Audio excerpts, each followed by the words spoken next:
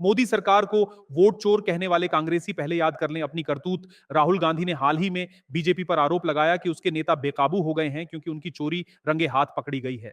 उनका कहना है कि अब हिंदुस्तान ने वोट चोरों को पहचान लिया है। लेकिन क्या सच में यह आरोप सही है? तो आइए सबसे पहले सुनते हैं कि राहुल गांधी की पूरी स्पीच। अभी बीजेपी वाले बहुत ऊपर नीचे जंप मार रहे हैं, क्योंकि जंप मार रहे हैं ऐसे ऊपर नीचे, क्योंकि हमने इनकी चोरी पकड़ ली है। और अभी हमने अच्छी तरह सुनो, प्रेस वाले अच्छी तरह सुनो, अभी हमने महादेवपुरा की चोरी दिखाई है। सही, आने वाले समय में आप देखना कहां कहां की चोरी हम इस देश को दिखाने वाले हैं।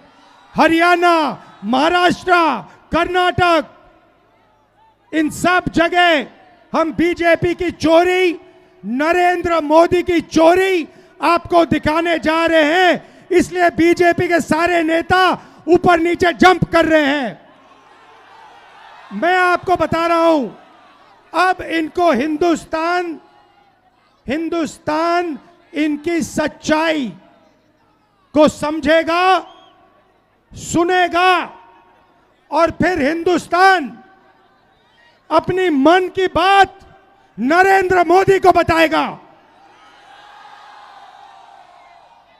भाई और बहनों, आपने बिहार में इस यात्रा को इतनी शक्ति दी, मैं बता रहा हूं, इतनी शक्ति, इतनी एनर्जी आपने इस यात्रा में डाली कि ये जो शब्द है वोट चोर, वोट चोर, ये आपने यहां से पूरे हिंदुस्तान में फैला दिया है। बिहार के 6 साल के बच्चे आते हैं, मेरे कान में कहते हैं, हम नरेंद्र मोदी को वोट चोरी नहीं करने देंगे, हम नरेंद्र मोदी को वोट चोरी नहीं करने देंगे। 6 साल के बच्चे कहते हैं Narendra Modi, Narendra Modi, Narendra Modi, vote vote vote, vote चोर, वोट चोर, वोट चोर, वोट चोर। राहुल गांधी की पूरी बात सुनने के बाद एक बात ध्यान देने वाली है कि जब से मोदी सरकार आई है, कांग्रेस को लगातार सत्ता से बाहर है। इस बात से यह भी साफ है कि देश की जनता ने वोट चोरी की राजनीति को पहचान लिया है और अब कांग्रेस से दूरी बना ली है। राहुल गांधी को भी यह समझने की जरूरत है कि वोट चोरी की बात करने से पहले उन्हें अपने इतिहास पर भी नजर डालनी चाहिए। दरअसल यह सिर्फ वोट चोरी नहीं, बल्कि दिल चोरी की बात है। मोदी सरकार ने देश की जनता का दिल चुराया है और यही कारण है कि राहुल गांधी और उनकी पार्टी 11 सालों से सत्ता से बाहर हैं।